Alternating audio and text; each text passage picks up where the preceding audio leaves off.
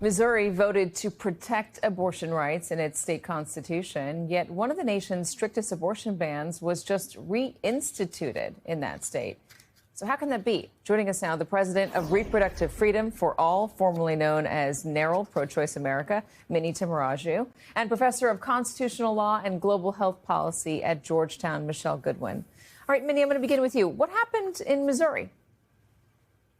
So the Supreme Court revisited a standing injunction, an order, based on legislation that the Missouri legislature passed a few months ago, allowing the Attorney General to essentially reopen this case. And Professor Goodwin will have a much more sophisticated explanation of how that happened. But here's what I will say. Yeah. It's about the politics, right? You have an extreme GOP-led legislature in Missouri that has decided it doesn't agree with the will of the people. The people organized, they passed this legislation, they passed this ballot measure to reinstate abortion access in the state, and politically motivated actors have gone through extreme lengths to undermine it. Yeah, so that's like the heart of this. You had voters saying, we want abortion protected. It's supposed to be the will of the people. But now you have the state itself intervening and saying, oh, hold on, we're going to scrutinize some of this language and make it more difficult. So, Michelle, explain the legal basis for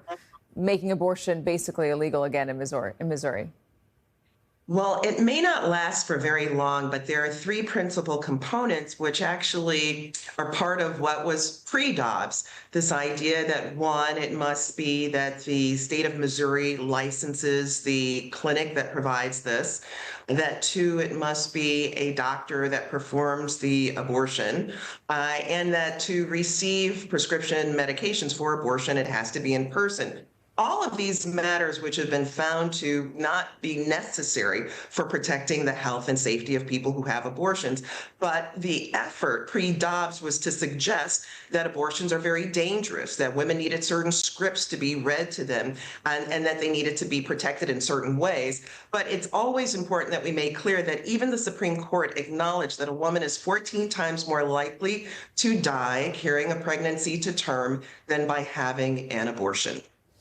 I guess the politics of this, the question I have about the politics, is this an effort that we're going to see in other places? You have the people saying we want to protect abortion. Is this strategy to find a legal words in order to restrict it again going to be one we're going to see elsewhere, even in places where voters have said, yes, we want it? Minnie.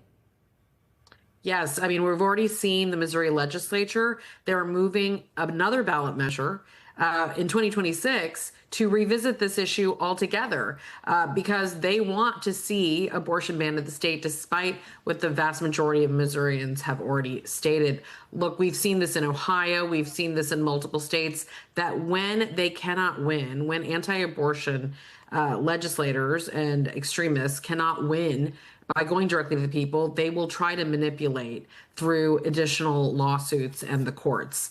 The good news is, in many of the places where we've won these ballot measures, we also have strong Democratic governors, legislatures, and attorneys general who are willing to stand up and defend the legislation. Missouri is unfortunately not one of those states, so we're going to keep seeing this issue ping pong back and forth. But to Professor Goodwin's point, we expect to see relief fairly soon, but that does not mean this is over. We're going to have another battle potentially in 2026. Yeah, I guess, the fact that the voters already said they wanted it, I am surprised to hear about this again.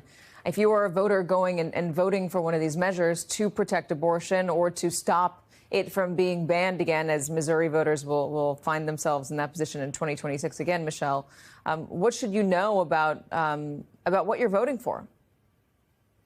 Well, here's the thing. I know that it's discouraging to people, and it's really important that we're having this conversation. What's old is new again, in the same way that we had Jim Crow style legislating that kept people from being full citizens, right? It's what Fannie Lou Hamer talked about before the 1964 Democratic Convention. And that's the worry here, is that this really is a target against our democratic principles more broadly, a target against democracy itself as we understand it in the United States. So the ballot initiatives that we've seen, whether Democrat or Republican, we know that reproductive freedom is something that all Americans want by majority, over a majority. But what's really concerning here is, as many has noted, this is an attack on democracy, and it's important to name it as such. You know, what's interesting is that there was a theory out there that in states where abortion was on the ballot, especially red states,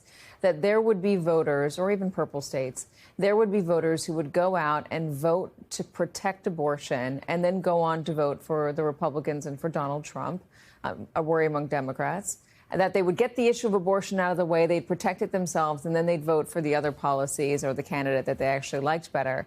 And Minnie, I guess this is proving that you really can't separate the two, that as long as you vote for a party that is intent on restricting abortion even further, they will continue to try that despite an amendment to the Constitution of the state, despite the voters coming out and saying by large margins that, no, we don't want to restrict it. We want to make sure it's available up to a certain point. You're absolutely right. When we ran our campaigns in Arizona, both for Kamala Harris, Senator Ruben Gallego, and the Arizona ballot measure, we made sure we were really explaining to voters at the doors, look, you can't just vote for one. You have to protect at the local level. You've got to keep hold of the legislature. We've got to make sure the attorney general is in place. It was successful except for the top of the ticket because we had a hard time combating Donald Trump's message that he was going to leave this issue to the states, in part because of the success of these ballot measures. But now, if you zoom out to the moment in the fight we're having right now on budget reconciliation in Congress, you'll see that Republicans are actually trying to defund Planned Parenthood, which essentially is a backdoor abortion ban. So you have the chaos of these 20 some odd states with abortion bans and restrictions, what's happening in Missouri and other red states, and then a federal fight over the future of access of care in blue states. And it's a perfect storm, and it's a perfect example of why voters have to be vigilant. And this cannot be a cyclical thing. We have to be fighting for these rights all year round. And not to mention trying to reopen studies on the drug mifepristone, the abortion pill. That's right. Minnie Tamaraju and Michelle Goodwin, thank you very much for joining us.